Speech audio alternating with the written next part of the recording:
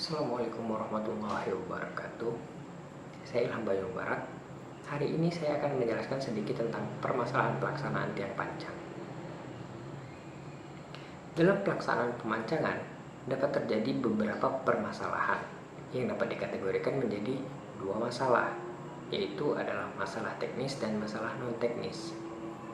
Yang pertama adalah masalah teknis.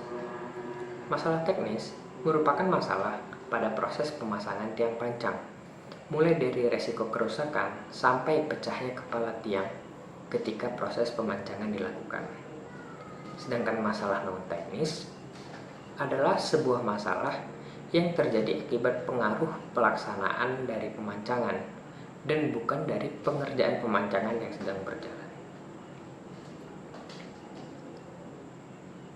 Masalah teknis yang pertama yaitu tiang tidak mencapai set.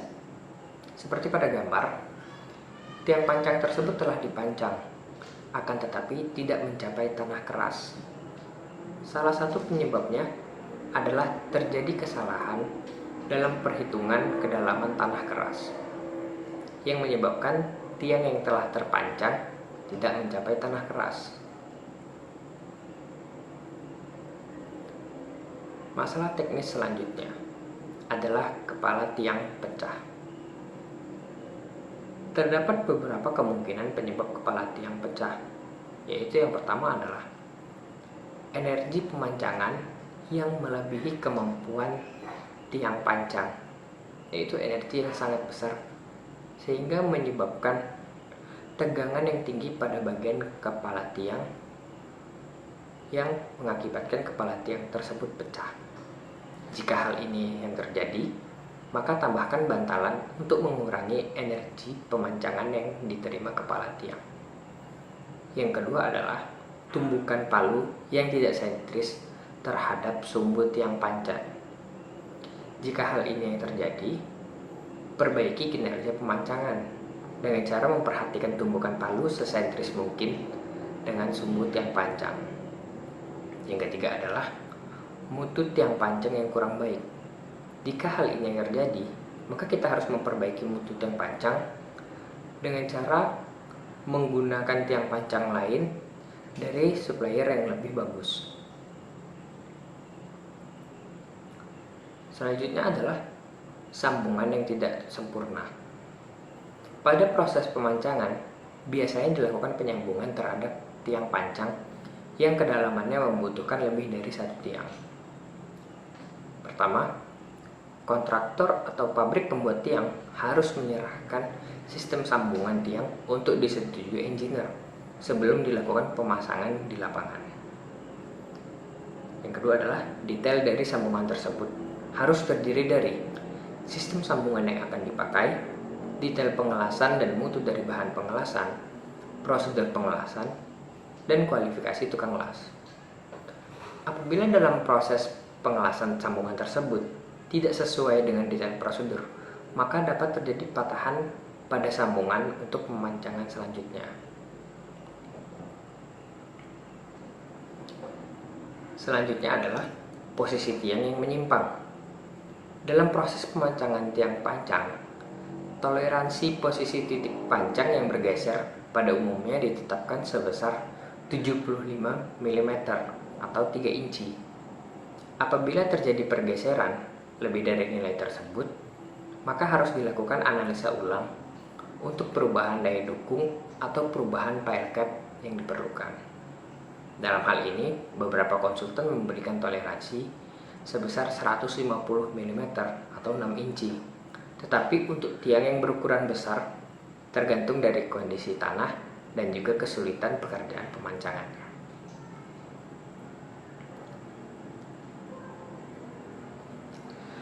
Ya, masalah teknis yang selanjutnya yang terjadi adalah posisi tiang yang miring.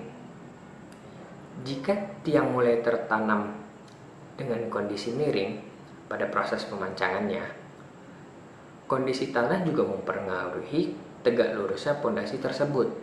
Sebagai contoh, saat pondasi dipancang, gesekan dan gaya perlawanan dari tanah yang terjadi juga sangat mempengaruhi posisi tegak lurus yang harus dicapai.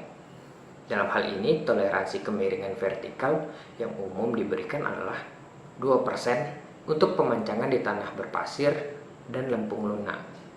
Lalu 4% untuk pemancangan di tanah yang punya lapisan yang sulit dipancang dan tidak seragam atau lapisan tanah yang berbatu.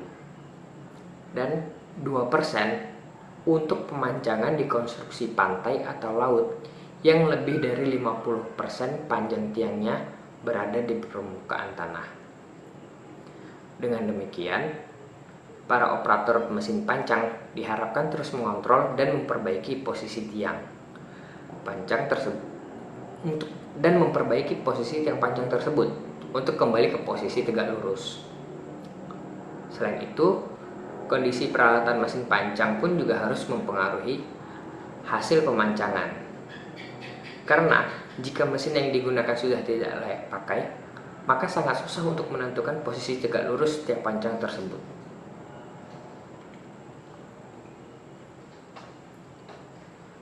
Lalu masalah yang keenam adalah pemancangan tiang pancang pada tanah lunak. Pembangunan konstruksi di atas tanah lunak merupakan suatu permasalahan yang cukup besar di bidang geoteknik. Hal ini dikarenakan rendahnya daya dukung tanah dan besarnya penurunan yang terjadi. Umumnya, kebanyakan orang memilih pondasi tiang biasa dalam merencanakan berbagai struktur penting seperti jalan, jembatan, mal, dan bangunan lainnya.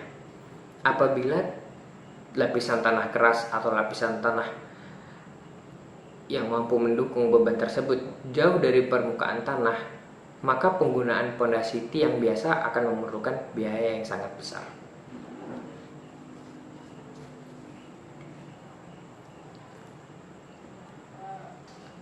Masalah teknis yang terakhir adalah keruntuhan penetrasi. Pada tipe keruntuhan ini dapat dikatakan keruntuhan geser tanah tidak terjadi. Akibat beban pondasi hanya menembus dan menekan tanah ke samping, yang menyebabkan pemampatan tanah di dekat pondasi. Penampatan tanah akibat penetrasi pondasi berkembang pada zona terbatas, tepat di dasar dan di sekitar pondasi. Sekarang kita akan membahas sedikit tentang permasalahan non-teknis. Yang pertama adalah getaran pemancangan. Pekerjaan pemancangan, terutama dengan drop hammer maupun diesel hammer, atau juga hydraulic hammer, umumnya menimbulkan permasalahan getaran yang terkadang mengganggu lingkungan sekitar proyek, selain polusi dan kebisingan. Untuk itu, perlu diperhatikan pemilihan alat pancang yang sesuai dengan lingkungan di sekitar lokasi proyek. Yang sebaiknya kita tidak menggunakan pondasi tiang pancang untuk membangun di sekitar wilayah yang banyak rumah rakyat. Nah, ini adalah standar getaran terhadap kenyamanan manusia akibat getaran dari proses pemancangan. Pada kategori A dapat dikatakan getaran tidak mengganggu. Lalu pada kategori B, getaran dapat dikatakan sudah mengganggu. Pada kategori C, sudah tidak nyaman. Dan pada kategori D, getaran sudah dapat dikatakan menyakitkan. Selanjutnya adalah standar getaran terhadap kerusakan bangunan. Pada kategori A, tidak menimbulkan kerusakan. Lalu pada kategori B, memungkinkan kerusakan pada plesteran dinding bangunan. Lalu di kategori C, kemungkinan kerusakan pada struktur dan dinding pemikul beban. Dan yang terakhir adalah pada kategori D, terjadi kerusakan pada dinding pemikul beban. Nah, permasalahan yang terakhir adalah dampak polusi yang terjadi akibat dari pelaksanaan pemancangan yang terjadi. Nah, Dampak polusi yang terjadi adalah yang pertama adalah polusi suara pada lingkungan sekitar proyek, dan juga polusi udara yang berasal dari mesin pemancang seperti diesel hammer. Untuk kendala yang mengakibatkan permasalahan tersebut, pemilihan jenis pondasi, studi lokasi pekerjaan, dan analisa dampak lingkungan atau AMDAL perlu dilakukan sebelum memutuskan penggunaan desain pondasi tiang pancang dan jenis alat pancang yang akan digunakan pada proses pelaksanaan proyek tersebut. Ya, mungkin sekian penjelasan dari saya tentang permasalahan pelaksanaan tiang pancang. Maaf apabila masih banyak kekurangannya dan juga tidak lengkap. Sekian, terima kasih. Assalamualaikum warahmatullahi wabarakatuh.